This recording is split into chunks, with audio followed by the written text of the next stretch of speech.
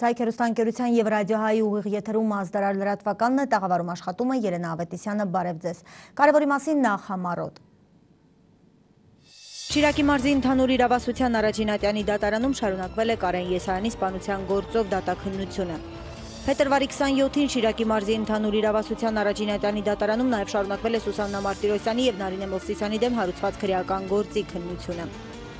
Գյումրի Մարալիկ Քարաբերդ ձիթանքով 25-ից 30 կիլոմետր երկարություն ունեցող ավտոճանապարհը անմխիթար վիճակում է գտնվում արդեն երկար տարիներ։ Խնդիրն առավել հասունանում է ձմռան ամիսներին։ Նախախորհրդարան եւ Սարդարապատ շարժման ներկայացուցիչները մամլոասուլիս էին հրավիրել Գյումրու ժուրնալիստների ասպարեզ ակումբում։ Վերջիններս երիտասարդների ու զանգվածային լրատվամիջոցների ներկայացուցիչների մասնակցությամբ քննարկել են հետընտրական զարգացումները։ Կայացել է Հռոմի Բենեդիկտոս 16-րդ պապի վերջին ընդունելությունը Վատիկանի Սուրբ Պետրոսի հրապարակում։ Ընդունելությանը մասնակցել է մոտ 200,000 մարդ։ Բենեդիկտոսը կլքի Վատիկանը փետրվարի 28-ին եւ ուղղաթիռով կուղևորվի պապական ամառային նստավայր։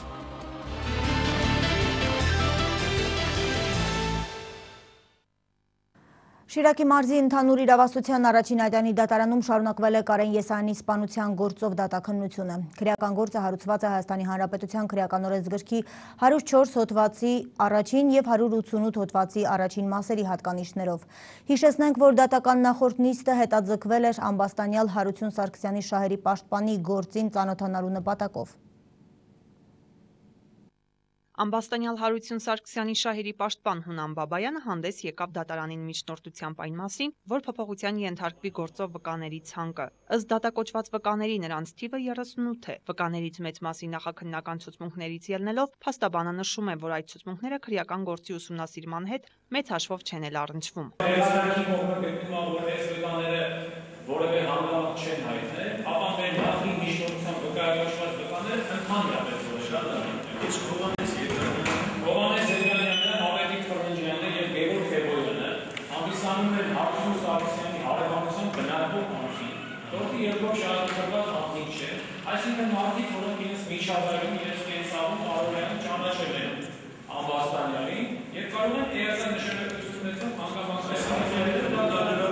Մրցակցային սկզբունքը հաշվի առնելով փաստաբանը նաև միջնորդեց որպես վկա ներգրավել նախաքննության ընթացքում հարցաքննված այն անձանց, ովքեր մեղադրվող Հարություն Սարգսյանի անձը բնութագրող փաստեր ունեն։ Թեև մեղադրող կողմն առարկեց պատասխանողի միջնորդությունը, այն բնութագրելով ժամանակավրեպ, այնուամենայնիվ դատարանը բավարարեց միջնորդությունը մասնակի։ Որոշվեց դատակոչված վկաների ցանկում ընդգրկել նախաքննության ընթացքում ցուցմունք տված 3 քաղաքացու։ Այնուհետ Հունան Բաբայանը մեկ այլ միջնորդություն ներկայացրեց, որը վերաբերում էր տուժողի իրավահաջորդ Անահիտ Իսկանդարյանին գործի քննության շահերից դուրս գալով հարցաքննել որպես վկա։ Դատարանն այս միջնորդությունը եւս բավարարեց եւ տուժողի իրավահաջորդը Կարեն Եսայանի մայրը դուրս հրավիրվեց դատարանի դահլիճից։ Կողմերի համաձայնությամբ դատարանը որոշեց նախ լսել գործով վկաներին, այնուհետ ուսումնասիրել գործում առկա ապացույցները եւ վերջում լսել ամբաստանյալ Հարություն Սարգսյանի խոսքը։ Այնուհետ պետմեղադրողը հրապարակեց մեղադրական եզրակացությունը։ Հարություն Սարգսյանն իջնելով ավտոմեքենայից իր մոտ պահվող 16 տրամաչափի ողորկափող հրազենից գլխի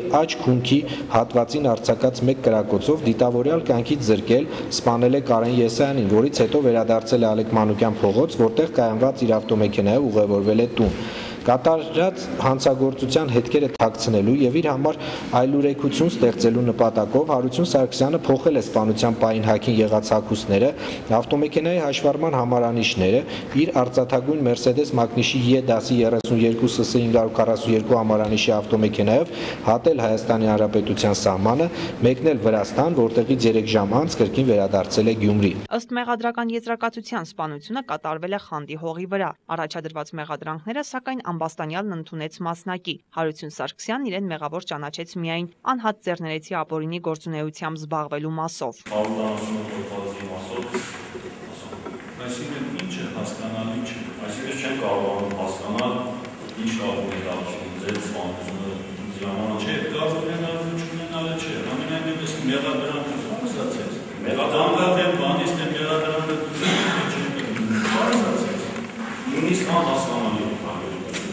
Տուժողի իրավահաջորդի իրավունքները չոտնահարելու նպատակով կողմերի համաձայնությամբ դատարանը որոշեց որպես վկա լսել նախ Անահիտ Իսկանդարյանի ցուցմունքը։ Դուրս անձրև է եղել, դրա համար մեկին անդում չէր բերել այդ ավտո լվացման տեղից, երկրորդ օրն է գնացել Այդ գնալն որ գնաց։ Չգիտեմ, հուզված եմ, չեմ կարող խոսել։ Հետո Անահիտ Իսկանդարյանը մտաբերեց, որ ինքը դեպքից մոտ 1 շաբաթ առաջ մի քանի անգամ տարբեր առիթներով նկատել է Հարություն Սարգսյանին։ Գյումրիից Երևան գնալու ճանապարհին նույն մեքենան հետևել է մեզ, ինձ, ամուսնուս եւ տղայիս, որտեղ ինքը Կարենին չի ճանաչել, երևի 3 հոգով էին իրանք։ Ավարին այդ վտարային սիտուացիա ստեղծեցին, մեքենան ուզում էր խփել մեր մեքենային, անցան գնացին, նոր եմ հիշում այդ ամենը։ Այնտեղ մի հատ տղա կա, որը կանգնեցնում է Կարենի մեքենան, եթե լավ նայել եք դուք տեսախցիկը, մի հատ կաղ ոտքով տղա կա, այդ է կանգնեցնում, մեկ է սաֆարեր է տալիս, չգիտեմ ինչ է անում, որ Կարենը կանգնի։ Հա, այդ տղան է կանգնեցնում ու ինքը հետևից գալիս է։ Հենց այդ տղեն է լսած եղել, որ դիք հարուտն էր։ Նման տեսայերից չկա։ Մկար շատ կարևոր ցույց կա տալիս քրեական գործի համար էական նշանակություն ունեցող։ Կարծում եմ ինչ որ տեսայերից է եղել, որտեղ քրեական գործի հանգամանքների համար էական նշանակություն ունեցող փաստեր կան։ Ես իրավունք ունեմ եւ պարտավոր եմ գործով, քանի որ մեզ ձեռնատու է որպես օբյեկտիվ է կազմակերպանի քննություն կատարել երակելի։ Պարզել թե այդ տեսայերիները որտեղ են, որպեսզի բոլորիս համար պատմեմ, թող այդ տեսայերիները վերեն, մեկ էլ հետազոտեն, միգուցե այդ ընթացքում մեկ էլ մեր պաշտպանյալին հարցեր ունենան։ Դատարանը լսեց նաև գործով մյուս վկաներին։ Ալլա Բաղդասարյան, Խաչատուր Գևորգյան, Ազդարար։ Փետրվարի 27-ին Շիրակի մարզի ընդհանուր իրավասության առաջին ատյանի դատարանում շարունակվել է Սուսաննա Մարտիրոսյանի և Նարինե Մովսիսյանի դեմ հարուցված քրեական գործի քննությունը։ Հիշեցնենք, որ վերջիններս համաձայն մեղադրական եզրակացությամբ մեղադրվում են քաղաքացի Մուրադյանին Թուրքիայի հյուրանոցներից մեկում մարմնավաճառության դրդելու մեջ։ Ըստ մեղադրանքի Մուրադյանը հայտնվել է Թուրքիայում և այնտեղ գտնվող Իշիկե հյուրանոցում դայեկություն անելու փոխարեն զբաղվել մարմնավաճառությամբ։ Դատական նիստի ընթացքում կողմերը հանդես են եկել պաշտպանական ճառերով։ Դրանց լսումից հետո դատարանը կայացրել է վճիռ։ Դատական նիստը սկսվեց առանց ամբաստանյալ Սուսաննա Մարտիրոսյանի շահերի պաշտպան Մելանիա Սարգսյանի։ Հիշեցնենք, որ նախորդ դատական նիստի ընթացքում դոկտոր անվամբ ամբաստանյալը հրաժարվել էր իր շահերի պաշտպանից։ Նա այս անգամ էլ ուզում էր հետաձգել նիստը, միաժամանակ չցանկանալով առանց փաստաբանի շարունակել դատական նիստը։ Ամբաստանյալի ցանկության վերաբերյալ միջնորդությամբ հանդես եկավ պետմեղադրողը։ Հերթական անգամ պաշտպանության կողմը չարաշահելով ուղղակի իր լիազորությունները, չարաշահելով իր իրավունքը պաշտպանության, ուղղակի պաշտպան չի հրավիրել։ Կարծում եմ, որ նման պայմաններում դատարանի կողմից բոլոր ջանքերը եւ ջանասիրությունը գործադրվել է պաշտպանության իրավունքը ապահովելու ուղղությամբ, ամբաստանյալը ուղղակիորեն չի օգտվում իր այդ իրավունքից։ Նիստը նախագահող դատավոր Էդվարդ Մանուկյանը մերժելով միջնորդությունը որոշում կայացրեց շարունակել քրեական գործի լսումը։ Պետմեղադրողը նշեց, որ սույն քրեական գործով ձեռք բերված ապացույցների համաձայն Սուսաննա Մարտիրոսյանը զբաղվել է նաև հագուստների վաճառքով եւ դրանք վաճառել հայ ազգի մարմնավաճառներին։ 2009 թվականի հուլիս ամսին Սուսաննա Մարտիրոսյանը Կարինե Հարությունյանի միջոցով ծանոթացել է Նարինե Մովսիսյանի հետ։ Նարինե Մովսիսյանը պոռնկությամբ գումար վաստակելու նպատակով եւս 3 անգամ մեկնել է Տրապիզոն քաղաք, որտեղ հյուրընկալվել է Սուսաննա Մարտիրոսյանին, նրա օգնությամբ տեղավորվել Իշիկ հյուրանոցում։ Յուրաքանչյուր անգամ Նարինե Մովսիսյանը գումարը մաս-մաս վճարելու պայմանով Սուսաննա Մարտիրոսյանից գումարներ է վերցրել եւ նրան պարտ մնալով մոտ 2000 ամերիկյան դոլար 2009 թվականի օգոստոսի 5-ին արտաքսվել է Թուրքիայի Հանրապետությունից։ Պետմեղադրողն իր խոսքում նշեց Նարինե Մովսիսյանը խոստովանել է մարմնավաճառության համար հայ ազգի աղջիկներ Թուրքիա տեղափոխելու վերաբերյալ իր եւ Սուսաննա Մարտիրոսյանի միջև եղած նախնական պայմանավորվածության, ինչպես նաեւ վերջինիս կողմից Մուրադյանին սեռական շահագործման ենթարկելու մասին։ Հաշվի առնելով հանցավորների անձը, պատասխանատվությունն ու պատիժը ծանրացնող եւ մեղմացնող հանգամանքները, ինչպես նաեւ հանցագործության բնույթն ու հասարակական վտանգավորության աստիճանը, գտնում եմ, որ ամբաստանյալների նկատմամբ որպես պատժի տեսակ պետք է ընտրվի միայն ազատազրկումը։ Պաշտպանական ճառով հանդես եկավ Նարինե Մովսիսյանի շահերի պաշտպան Մամիկոն Մուրադյանը, ըստ նրա Հրանուշ Մուրադյանը Թուրքիայում այնքան էլ անելանելի վիճակում չի գտնվել։ Հրանուշ Մուրադյանը ունեցել է բավարար ֆինանսական միջոցներ, որպեսզի ինքը հետ վերադառնա Հայաստանի Հանրապետություն։ Առավել ևս, նրանից երբևիցե եւ ոչ ոք ազնագիր կամ ինչ-որ մի փաստաթուղթ չի վերցրել։ Փաստաբան Մամիկոն Մուրադյանը հավելեց, որ ճիշտ մարդիկ չեն ընտրվել մեղադրյալի աթոռին նստելու համար։ Հրանուշ Մուրադյանի կողմից տեղի ունեցել տիպիկ խարտախություն, որպեսզի գումարները հետ չվերադարձնե Սուսաննա Մարտիրոսյանին, ինքն է ստեղծել եւ կազմակերպել այս սցենարը, իրեն դնելով զոհի կարգավիճակում։ Ինքնապաշտպանական ճարով հանդես եկավ Սուսաննա Մարտիրոսյանը, վերջինս դժգոհություն հայտնեց եւ նշեց, որ իր հասցեին ուղված մեղադրանքն անհիմն է։ Այդ բոլորը զրպարտություն է, բոլորը։ Այո, ես անմեղ եմ։ Կարող է Նարինեն էլ իմ կողքը նստած է, ասի, որ ես իրանց ոչ մի կապ չունեմ, իրանք ինչով են զբաղվում, իրանք ստեղել են մարմնավաճառ եղել։ 8 ամիս քննված գործի վճիռը կայացնելուց առաջ վերջին խոսքի համար խոսքը տրվեց ամբաստանյալներին։ Խնդրանք ունեմ, որ դատավճիռը կայանա, ակնկալիք ունեմ, որ ճիշտ դատավճիռ կկայանա, ոչ թե 9 տարի ինչի համար։ 65 տարեկան կնիկ եմ ես։ Գերեզման պետք է գնամ ընդեղից, ես չեմ հասկանում։ Խնդրում եմ, որպեսզի արդար որոշում կայացվի եւ արդար վճիռ կայացվի։ Այնուհետև դատավոր Էդվարդ Մանուկյանը հրապարակեց վճիռը։ Դատարանը վճռեց Սուսաննա Աղասու Մարտիրոսյանին հանցավոր ճանաչել Հայաստանի Հանրապետության քրեական օրենսգրքի 132 հոդվածի 2-րդ մասի 2-րդ եւ 6-րդ կետերով եւ դատապարտել ազատազրկման 8 տարի ժամկետով Նարինե Մերուժանի Մովսյանին հանցավոր ճանաչել Հայաստանի Հանրապետության քրեական օրենսգրքի 132 հոդվածի 2-րդ մասի 2-րդ եւ 6-րդ կետերով եւ դատապարտել ազատազրկման 7 տարի ժամկետով Մարգարիտ Ամինասյան, Նազելի Էլվակյան, Արթուր Մարկարյան, Ազդարար։ Հայտնաբերվել է Հրազդան գետում խեղդված 13-ամյա Արսեն Բալայանի դին։ Ժամը 10:07-ի դրությամբ դին հայտնաբերվել է ընկնելու վայրից 700 մետր հեռավորության վրա։ Արսեն Բալայանի որոնողական աշխատանքները վերսկսվել էին փետրվարի 27-ին ժամը 9-ին։ Դեպքի վայր էր մեկնել մարզային փրկարարական ջոկատը հատուկ նշանակության փրկարարական աշխատանքների իրականացման կենտրոնի հերթապահ խումբը։ Հիշեցնենք, որ փետրվարի 18-ին ժամը 15:39-ին ահազանգեր ստացվել, որ Արարատի մարզի Խաչփար գյուղի մոտ 2000 թվականին ծնված Արսեն Բալայանը ընկել էր Հրազդան գետը։ Շարունակում ենք թողարկումը։ Ազգային ժողովն առաջին ընթերցմամբ ընդունել է Ազգային ժողովի կանոնակարգ օրենքում փոփոխություններ ու լրացումներ կատարելու մասին օրենքի նախագիծը։ Ըստ այդմ այսուհետ քվեարկություններից կեսից ավելին չմասնակցած падգամավորների հարցը կքննի էթիկայի հանձնաժողովը։ Փետրվարի 26-ին նիստում հարցի քննարկման ժամանակ ՀՀԿ-ական Գալուստ Սահակյանն ու ԲՀԿ-ական Նաիրա Զոհրաբյանը դեմ են արտահայտվել այս օրինագծին։ Սակայն փետրվարի 27-ին ՀՀԿ падգամավորները ՀՀԿ խմբակցության ղեկավար Գալուստ Սահակյանի գլխավորությամբ կողմ են քվեարկել նախագծին, դեմ քվեարկել 32 падգամավոր ԲՀԿ, ՀՅԴ եւ Ժառանգություն խմբակցություններից։ Հիշեցնենք, որ ԲՀԿ խմբակցության ղեկավար Գագիկ Ծառուկյանը գլխավորում է Ազգային ժողովի նիստերից բացակայող падգամավորների ցուցակը։ Խորհրդարանական ընտրություններից հետո Ծառուկյանն ընդամենը մեկ անգամ է մասնակցել Ազգային ժողովի նիստերին։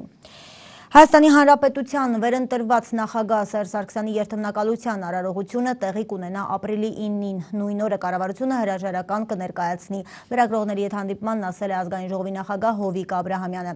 Սահմանադրության համաձայն Հանրապետության նախագահը վարչապետ է նշանակում կառավարության հրաժարականի ընդունումից հետո 10-օրյա ժամկետում։ Կառավարությունը կազմավորվում է վարչապետի նշանակումից հետո 20-օրյա ժամկետում։ Սահմանադրության 54-րդ հոդվածի համաձայն Հանրապետության նախագահը պաշտոնը ստանձնում է օրենքով սահմանված կարգով, Ազգային ժողովի հատուկ նիստում ժողովրդին տրված երդմամբ։ Հանրապետության նախագահի կողմից կառավարության հրաժարականի ընդունումից հետո կառավարության անդամները շարունակում են իրենց պարտականությունների կատարումը մինչև նոր կառավարության կազմավորումը։ Ինչ վերաբերում է նրան, որ կառավարության դեմքը փոխվելու է, Հովիկ Աբրահամյանն ասել է. Մենք ասել ենք, որ փոփոխություններ են լինելու, բայց դա չի վերաբերում, որ դա վարչապետի փոփոխություն է, որը միշտ փորձում եք ասել։ Որևէ նման հարց չի քննարկվել եւ հավելել է. Հայաստանի իշխանությունները պատրաստ են քննարկել յուրաքանչյուր ողջամիտ առաջարկ։ Նա նշել է, որ Ազգային ժողովում հետընտրական զարգացումների քննարկման ձևաչափը կորոշվի հայտարարության տեքստը պատրաստ լինելուց հետո։ Խոսելով մարզպետերի եւ քաղաքապետերի հրաժարականներից Աբրահամյանն ասել է, որ կուսակցության կողմից պարտադրանք չի եղել։ Մենք ունենք 915 գյուղական եւ քաղաքային համայնք եւ միայն 70-ում ենք պարտվել ու դա չի նշանակում, որ այդ համայնքի ղեկավարն է մեղավոր, որ մեր տեխնացում պարտվել է։ Կուսակցության նախաձեռնությունը չի եղել Շիրակի մարզպետի եւ Արմավիրի քաղաքապետի հրաժարականը։ Իրենք բարոյական տեսակետից են գնացել այդ քայլին, ասել է Հովիկ Աբրահամյանը։ Նախախորհրդարան եւ Սարդարապատ շարժումների ներկայացուցիչները մամլո ասուլիս էին հրավիրել Գյումրու ժուրնալիստների ասպարեզակումբում։ Վերջիններս զանգվածային լրատվամիջոցների ներկայացուցիչների մասնակցությամբ խոսել են փետրվարի 18-ին կայացած նախագահական ընտրությունների ընթացքի ու արդյունքների մասին։ Նշել բաց թողումները, քննարկել հետընտրական զարգացումները։ Անդրադարձ է կատարվել նաեւ ընտրությունների արդյունքներից դժգոհ քաղաքացիների ու Ժառանգություն կուսակցության առաջնորդ Ռաֆի Հովհաննիսյանի մասնակցությամբ անցկացվող հանրահավաքներին։ Հարց ու պատասխանով մեկնարկեց հանդիպումը նախախորհրդարան եւ Սարդարապատ շարժման ներկայացուցիչների եւ ասուլիսի մասնակիցների միջև։ Հետընտրական զարգացումներ սա էր քննարկման հիմնական թեման։ Երկրում ստեղծվել է որակապես նոր վիճակ, որտեղ վերաֆորմատավորվում է ամբողջ քաղաքական դաշտը։ Եվ այդտեղ ոչ թե կուսակցական սկզբունքով պիտի խնդիրները լուծվեն, եւ դրա մասին նույնպես Ռաֆի Հովհաննիսյանը մի քանի անգամ արտահայտվեց, ասելով, որ կուսակցական դրոշները պետք է իջեցնենք հիմա։ Հիմա մի ուրիշ փուլ է սկսվում։ Եվ ահա այս պարագայում, երբ որ մենք գործ ունենք նման համաժողովրդական, այսպես ընդվզման հետ, ինքնակազմակերպման ճանապարհով առաջանալու են նոր ցանցային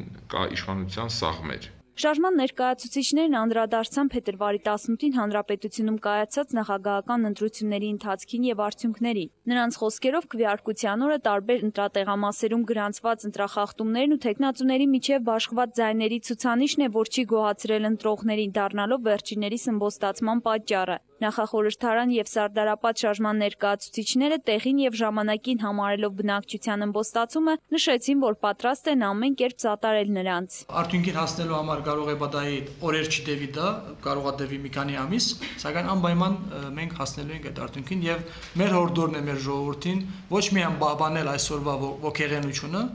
այլ բազմապատկել, շարունակել բազմապատկել, զուգահեռաբար այդ ամբողջ էներգիան ուղղորդելով այլընտրանքային ինքնակազմակերպման ուղու։ Անդրադարձ եղավ նաև մայրաքաղաքում ուսանողների կողմից կազմակերպված դասադուլին։ Երթի ելած ուսանողները պայքար են ծավալում հանուն իրենց վաղվա օրվա բարեկեցության։ Դրվատանքով նշեցին շարժման ներկայացուցիչներն ու հավելեցին, որ պայքարի ալիքը նաև այլ մարզերում ու քաղաքներում է տարածվելու։ Կուզեմ նշել Երևանում դեղի ունեցող ուսանողության կողմից ըմբոստացման գործողությունները եւ այդ պատճառով ռեժիմը արդեն ունի որոշում օր առաջ Ռաֆի Հովհաննիսյանին հետ վերադարձնել իրենց դաշտ։ Ոչ ոք ոչ հաղթել է, ոչ պարտվել է, ժողովուրդը ընտրություն է կատարել։ Սա է ամենակարևորը։ Եվ ինչ ընտրություն է կատարել։ Կատարել է մի փուլի ավարտ եւ նոր փուլի սկիզբ։ Սա է կատարվել, որին հստակ մասնակցեցին երիտասարդները եւ ասացին ոչ մեզ երիտասարդներից, երիտասարդ պետություն լինի կամ հին պետություն լինի կամ ոչ ոք իրավունք չունի մեզ թելադրելու, թե մենք ինչ կարգի պետություն ենք։ Վախի մթնոլորտը ամենա ահավոր բանն էր մարդկանց մոտ, որ իրենց արտահայտությունները, որ ամեն ինչ կանխորոշված է։ Կանխորոշված ասում է այն մարդը, որ արդեն հանդուրժել է, որ պիտի մի բան լինի, եւ նա հանդուրժում է, որովհետեւ ինքը վախի մեջ է։ Այդ կանխորոշումը փաստորեն ապացուցվեց սխալ։ Առաջիկա օրերին հյուրընկալելու ենք մեր երևանցի ընկերներին, որոնք այժմ զբաղված են քաղաքացիական շարժումներով, առաջիկա օրերին տեղի ունենալու համատեղ քաղաքացիական շարժումներ կսպասենք մի քանի օր եւ կտեսնենք, որ Գյումրին նույնպես իր ուրույն տեղը ունենալու է այս ամենի մեջ։ Շարժման ներկայացուցիչները ստեղծված իրավիճակից միակ ելքը համարում են այլընտրանքային իշխանությունների ձևավորումը, ինչը սակայն ըստ նրանց եւս երկար կյանք ունենալ չի կարող։ Հեղինե Մանուկյան, Արթուր Մարգարյան, Ազդարար։ Ժառանգություն կուսակցության առաջնորդ Հայաստանի նախագահական ընտրություններում պաշտոնական արդյունքներով երկրորդ տեղը գրաված թեկնածու Ռաֆի Հովհաննիսյանը փետրվարի 27-ին բնակիչների հետ հանդիպումներ է անցկացրել Սյունիքի մարզում։ Ագարակում, որտեղ հանդիպմանը մասնակցել էր մի քանի տասնյակ մարդ, Հովհաննիսյանը ամոթանք է տվել տեղական իշխանություններին եւ մասնավորապես քաղաքապետին, ասելով, որ ընտրությունները կեղծվել են եւ որ ժողովրդին հարիվի տեղ են դրել։ Քաղաքապետին նա քննադատել է նաեւ այն բանի համար, որ նույնիսկ դուրս չէր եկել իրեն դիմավորելու եւ բարևելու։ Հովհաննիսյանի պնդմամբ ընտրությունների կեղծման գործում իր մեղքն ունի նաև մարզպետ Սուրիկ Խաչատրյանը։ Մեղրիում ժառանգության առաջնորդը մտել է քաղաքապետարան, քաղաքապետից պահանջել բաց հանդիպում լրագրողների ներկայությամբ։ Քաղաքապետ Արշավիր Հովհաննիսյանը ընդունել է առաջարկը։ Ռաֆի Հովհաննիսյանի պնդմանը, որ ընտրություններն այստեղ եւս կեղծվել են, քաղաքապետը հակադարձել է, նշելով, որ Հովհաննիսյանը քաղաքում հավաքել է 700-ից ավելի ձայն այն դեպքում, երբ թեկնածուն եւ իր կուսակցությունը Մեղրիի համար ոչինչ չեն արել։ Ագարակից հետո Հովհաննիսյանը շարժվել է դեպի Մեղրի, Քաջարան, Կապան, Գորիս, այնուհետև Սիսիան։ Երրորդ օրն է, ինչ նախագահական ընտրությունների արդյունքներից իրենց դժգոհությունն արտահայտող մի խումբ երիտասարդներ բողոքի ակցիաներ են անցկացնում համալսարանների մոտ եւ ուսանողներին կոչ անում դասադուլ անել։ Փետրվարի 27-ին եւս երիտասարդները պաստառներով հավաքվել էին ԵՊՀ կենտրոնական մասնաշենքի դիմաց։ Դարձյալ վիճաբանությունը եղել ակցիայի մասնակիցների եւ Երևանի պետհամալսարանի ռեկտորի օգնականի աշխատակազմի ղեկավարի միջև։ Նրանք ակտիվիստներից պահանջել են ազատել տարածքը եւ չխանգարել դասապրոցեսին։ Երևանի պետական համալսարանի մոտից ակցիայի մասնակիցները գնացել են մյուս համալսարաններ։ Ագրարային համալսարանի մոտ եւս միջադեպ է գրանցվել։ Ակցիայի մասնակիցներին բուհի մի քանի ուսանողներ եւ դասախոսներ դիմավորել են հեռացում կոչերով։ Համալսարանում դասադուլի կոչերին հակառակ ակցիա անողներից մեկը հարվածել է Հայկական ժամանակ թերթի լրագրողներից մեկին Թաթև Խաչատրյանին։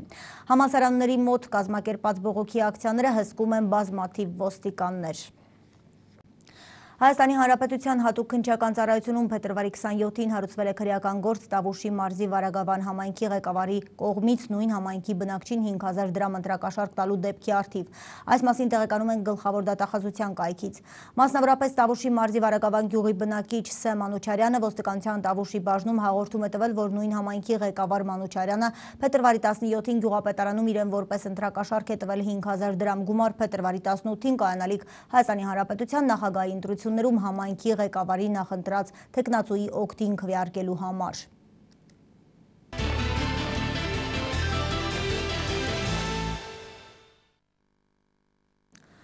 Փետրվարի 26-ին Սումգայիթի զոհերի հիշատակին նվիրված միջոցառման ժամանակ, որը կազմակերպվել էր Ֆրանսիայի խորհրդարանում եւ որին մասնակցում էին նաեւ մի քանի ֆրանսիացի падգամավորներ, Ադրբեջանի պատվիրակության անդամները հրաժարվելով 1 րոպե լռությամբ հարգել Սումգայիթի զոհերի հիշատակը, բացականչել են, որ կհարգեն միայն Խոջալուհի զոհերի հիշատակը։ Այս արտահայտությունը դժգոհություն է առաջացրել հայ պատվիրակների մոտ, ինչից վեճ է բռնկվել։ Միջամտել է ոստիկանությունը, դեպքից անմիջապես հետո ժամանել է Ֆրանսիայում Ադրբեջանի դեսպանը եւ դատապարտել միջադեպը։ Ամերիկայի Միացյալ Նահանգների Սպիտակ տունն ադրբեջանցիներին հերթական անգամ ասել է, որ Ղարաբաղյան հիմնախնդիրը ռազմական լուծում չի կարող ունենալ։ Ինչպես հաղորդում է Ամերիկայի Հայդատի հանձնախումբը, Ամերիկայի Միացյալ Նահանգների նախագահի աշխատակազմը նման հայտարարությամբ հանդես է եկել արձագանքելով Սպիտակ տան կայքում զետեղված ադրբեջանական հանրագրերին։ Հիշեցնենք, որ վերջին մոտ 1 ամսվա ընթացքում Սպիտակ տան կայքում զետեղվել էր ադրբեջանամետ 2 հանրագիր, դրանցից մեկով պաշտոնական Վաշինգտոնին կոչ էր արվում ակտիվացնել Լեռնային Ղարաբաղի հակամարտության կարգավորման ուղղված ջանքերը, նշելով, թե այդ հակամարտության ժամանակ Հայաստանն օկուպացրել է Ադրբեջանի տարածքի 20%-ը։ Երկրորդ հանրագիրը վերաբերում էր 1992 թվականի Խոջալու գյուղում տեղի ունեցած դեպքերին, Վաշինգտոնին կոչ անելով հարգել Խոջալուի սպանդին զոհդարձած ադրբեջանցիների հիշատակը եւ ճանաչել այն որպես ցեղասպանություն։ Ադրբեջանական հանրագրերի առնչությամբ Սպիտակ տան տարածած հայտարարությունում նշվում է, որ նախագահ Բարակ Օբաման դրանց առնչությամբ հայտարարությամբ հանդես չի գալու։ Հռոմի պապ Բենեդիկտոս 16-րորդը փետրվարի 27-ին Վատիկանում կայացած իր վերջին ընդհանուր ունկնդրության ընթացքում հայտարարել է, որ գահը թողնելուց հետո չի վերադառնա անձնական կյանքին, չի թողնի խաչը։ Սուրբ Պետրոսի հրապարակում բազմահազար հավատացյալների առջև ունեցած ելույթի ընթացքում քահանայապետն ընդգծել է, որ վերջին ամիսներին զգացել է, թե ինչպես են ուժերը մարում եւ սկսել է համառորեն Աստծուն խնդրել, լուսավորել իրեն, որպեսզի ճիշտ որոշում կայացնի ոչ թե ի բարօրություն իրեն, այլ ի բարօրություն եկեղեցու։ Վերջին ընդունելությանը մասնակցել է մոտ 200,000 մարդ։ Պապական ծառայությունը թողնելու իր որոշման մասին 85-ամյա պապը հաղորդել էր փետրվարի 11-ին։ Բենեդիկտոսը կլքի Վատիկանը փետրվարի 28-ին եւ ուղղաթիռով կուղևորվի պապական ամառային նստավայր։ Իտալիայի ձախ կենտրոնամետ կոալիցիայի առաջնորդ Պիեր Լուիջի Բերսանին հիասթափված է խորհրդարանական ընտրությունների արդյունքներից։ Չնայած այն բանին, որ նրա բլոկը ստացել է ամենաշատ քվեներն ու զբաղեցրել առաջին տեղը, քաղաքական գործիչը հայտարարել է, որ դա հաղթանակ չէ, այլ պարտություն։ Երկիրը ղեկավարելու համար նրա կողմնակիցները պետք է միություն կնքեն քաղաքական հակառակորդների հետ, այլապես Իտալիային նոր քվեարկություն է սպասվում։ 13 մարդ է զոհվել առավոտյան Հնդկաստանի Կալկատա քաղաքի կենտրոնի բազմամարդ շուկայում տեղի ունեցած հրդեհի հետևանքով ավելի քան 10 մարդ ուժեղ այրվածքներ է ստացել, նրանցից 8-ի վիճակը ծանր է։ Հրդեհի մարմանը մասնակցել է հրշեջների 26 խումբ, 3 ժամ է պահանջվել բռնկման օջախը տեղափակելու եւ իրադրությունը վերահսկողության տակ առնելու համար։ Մի քանի տասնյակ մարդ տարհանվել է։ Հրշեջ ծառայության ներկայացուցիչները չեն բացառում, որ զոհերի թիվը կաճի։ ՀրԴՀ վաղ առավոտյան սկսվել է շուկայի 6 հարկանի շենքում, որտեղ եղել է ընդամենը 1 ելք եւ նրանք, ովքեր գիշերելու էին մնացել այնտեղ, հայտնվել են ծուղակում։ Ուշագրավ մեկ նորությունով եզրափակենք միջազգային լրահոսը։ Ուրալի Վերխնի ու Ֆալեի քաղաքի գերեզմանատանը հայտնաբերվել են տարօրինակ կենդանիների մարմիններ։ Գերեզմանատան անվտանգության աշխատակիցը դրանք տուն է տարել, այնուհետ հրապարակել լուսանկարները։ Մասնագետները դժվարանում են պատասխանել, իրականում ինչ կենդանիներ են դրանք, ավելի ուշ տեղի կունենա գենետիկական հետազոտություն։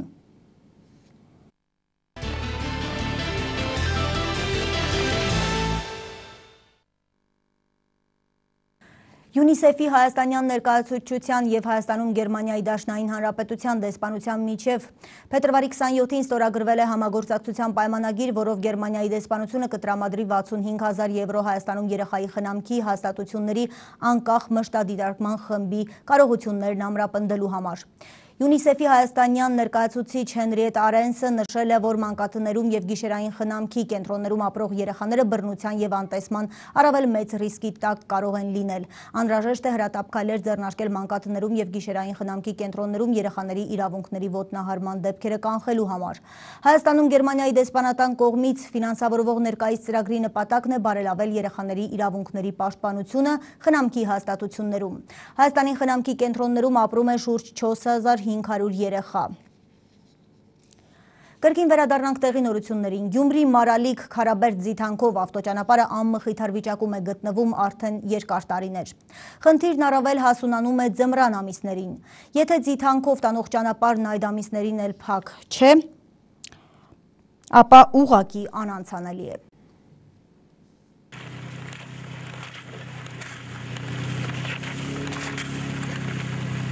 Դերն Մարալիկ գալում են սերվիզի կարիք ունեն։ Որնով շարրավ ու ամորտիզատոր սա չարմատ հապմա պես լադոկներին ինչ բդերն է։ 40-ամյա Հրաչյա Ստեփանյանը արդեն 20 տարի է այս ճանապարհով է երթևեկում։ Ամեն անգամ տարբեր խնդիրներ են առաջանում ավտոմեքենայի հետ կապված։ Պատճառը քարուքանդ եղած ճանապարհներն են։ Թեև փոսերին լավ հասցրել է ծանոթանալ վարորդը, սակայն դրանցից խույս տալ երբեմն չի հաջողվում։ Ինչպես գյուղի բնակիչներն են նշում, դժվար անցանելի ճանապարհներից առավել տուժում են գյուղի հարսները։ Մեր գյուղի հարսները ավտոյի մեջն են ծնդաբերել։ Մինչև այդ վիճակով հասել են Մարալիկ, ծնդաբերել են ավտոյի մեջը։ Վարորդներին այլ ելք չի մնում, հարևան համայնքի հետ կապը պաշտպանում են միայն խիստ անհրաժեշտության դեպքում։ Հաճախ չցանկանալով իրենց մեքենաներով երթևեկել նախընտրում են տաքսի ծառայություններից օգտվել։ Տաքսու վարորդներն էլ մեկ անգամ այս կողմերով անցնելուց հետո երկրորդ անգամ միևնույն ռիսկին չեն դիմում։ Ապասի ճանապարհը ո՞նց երթևեկել։ Դուք ձեր աշկով եք տենում։ Ձմեռը вообще քշել չի եղել։ Ամառ թե ձմեռ խնդիրն առկա է։ Եթե տարվա մյուս եղանակներին վարորդները ջրափոսերն են ստիպված շրջանցում, ապա ձմռանը սառցապատ խորտուբորթերով են փորձում հաղթահարել ճանապարհը։ Ամիսը մեկ ջարդ ու փշուրեղն եմ ավտոները հնար չկա։ Ընդ սարկում եք ընդ ջարդը, մայ դա չեն, սա լադոկ, սա հնար չկա այս ճամպեկին։ Շատ զոռ է։ 800-900 միլիոն դրամ պետք է որպեսզի լրիվ ամբողջովին վերանորոգվի, դե քանի որ այդ գումարը մի անգամից չի տրամադրվի, գոնե փուլերով։ Ճանապարհ չկա, ավտոները սաղ ջարդում են։ Անհնար է, հնար չկա։ Փոսեր շատ են, անհնար է ապշուստել երթևեկել։ Եթե ճանապարհ չկա, ո՞նց կարելի է երթևեկել։ Համայնքի բյուջեի միջոցներով միջհամայնքային եւ յուղամիջյան ճանապարհների փոսերը հաճախ են ավազով լցվում, սակայն անձրևային եղանակներից հետո, ինչպես ասում են, անձրևը լվանում է բոլոր հետքերը։ 4-րդ հրատապ ծրագրով 2012 թվականի Շիրակի մարզպետարանը գումար հատկացրել է, սակայն բարեկարգվել է ճանապարհահատվածի մի փոքր մասը միայն։ Համայնքը մոտ 1600 բնակչություն ունեցող համայնք է, տրանսպորտային միջոցները շատ են, բայց այս ճանապարհների խնդիրը մեծ խոչընդոտ է հանդիսանում գյուղի բնականոն ընթացքի զարգացման համար։ Այժմ մեծ աշխատանքներ ենք տանում թե համայնքի, թե մարզպետարանի, թե մեր կառավարության հետ։ 2013 թվականի Շիրակի մարզպետարանը այդ ճանապարհահատվածի համար եւս որոշակի գումար կտրամադրի, ու մի փոքրիկ հատված եւս կբարեկարգվի։ Ձիթանքովցիներին էլ այլ ելք չի մնում, քան սպասել, որ տարեց տարի մաս լուծվող այդ խնդիրը օրերից մի օր իրենց գյուղ էլ կհասնի։ Հեղինե Մանուկյան, Արթուր Մարգարյան, Ազդարար։ Մշակութային մեկնորություն Նարեկացի արվեստի միության գեղարվեստական ղեկավար Լևոն Իսկինյանի նախաձեռնությամբ Գյումրու արվեստների ակադեմիայի դահլիճում ելույթներով հանդես են եկել մի խումբ երաժիշտներ։ Համերգային ծրագրի նպատակն է մարզերում տարածել դասական բարոկ երաժշտությունը։ Ըստ կազմակերպիչների դասական երաժշտությունը այսօր պետական աջակցության կարիք ունի։ Չնայած առկա դժվարություններին երաժիշտները չեն հուսահատվում եւ ամեն անգամ հայտնի կոմպոզիտորների ստեղծագործությունները յուրովի են ներկայացնում։ Վերջիններս նշել են նաեւ, որ Հայաստանի պայմաններում մնալ եւ ստեղծագործելը բավականին դժվար է իրենց համար։ Միջոցառման ընթացքում հանդիսատեսը ունկնդրել է Բախի, Պյորելսի, Դուալենդի ստեղծագործությունները։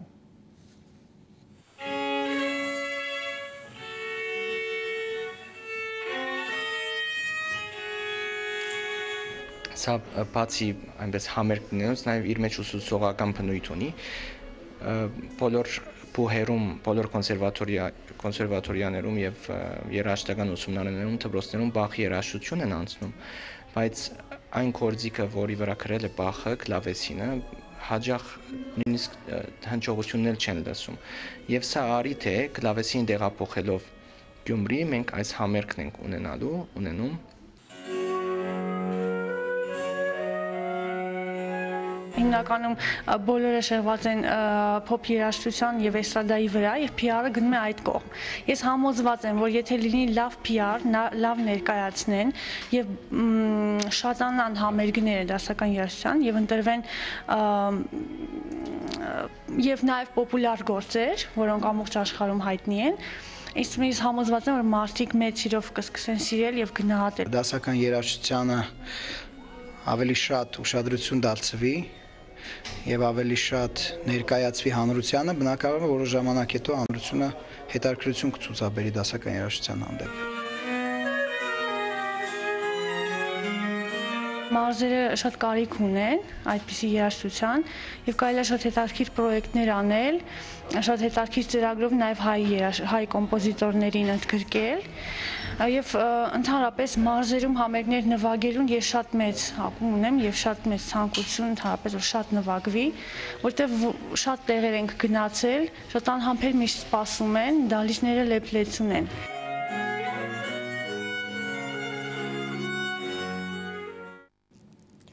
Մարզական մեկ լուր Հայաստանի Հանրապետության Սանդա Ուշուի ակումբային առաջնությունից 10 մրցանակով են վերադարձել գյումրեցիները, որից 2-ը ոսկե։ Ազգային հավաքականի գլխավոր մարզիչ Հրաշ Կարապետյանի խոսքերով կան բոլոր հիմքերը ենթադրելու, որ մայիսին Երևանում կայանալիք Հանրապետության պաշտոնական առաջնությունում էլ մեր մարզի պատվիրակներն անմասն չեն մնա մեդալներից։ Գյումրու թիվ 2 համալիր մարզադպրոցն ունի Սանդա Ուշուի խումբ, որտեղ հաճախ են համատեղ մարզումներ անցկացնում մարզի տարբեր տարիքային հավաքականները։ Կրտսեր տարիքի մարզիկները շատ բան ունեն սովորելու ավելի փորձառուներից եւ հաշվի առնելով այն հանգամանքը, որ 2020 թվականի ամառային օլիմպիական խաղերում Սանդա Ուշուն համալրելու է օլիմպիական մարզաձևերի ցանկը, տարեստարի մեծանում է հետաքրքրությունն այս մարզաձևի նկատմամբ։ Մարզօջախի տնօրեն Ալեքսանդր Կիրակոսյանը ժամանակին զբաղվել է Կյոկուսինկայ կարատեով եւ մեծ ուշադրություն է դարձնում Սանդա Ուշու մարտարվեստին։ Կարևորում է այս երեխաների ներկայությունն իրենց մարզադպրոցում եւ համոզմունք ունի, որ դրանցից առնվազն 1-2 ապագայում կարող են մրցանակների համար պայքարել նաեւ աշխարհի ու Եվրոպայի առաջնություններում։ Սա միանշանակ հաջողություն էր, որովհետև չնայած ունեցանք ցերդաշունչ ծմեր, կարելի է ենթադրել, որ մարզիկներից շատերը կարող են չգալ ցերդի պատճառով, բայց փառք Աստծո եւ շնորհակալություն նրանցից, եւ շնորհակալություն մարզիչից, հայավաստակավոր մարզիչ Հրաշ Կարապետյանից,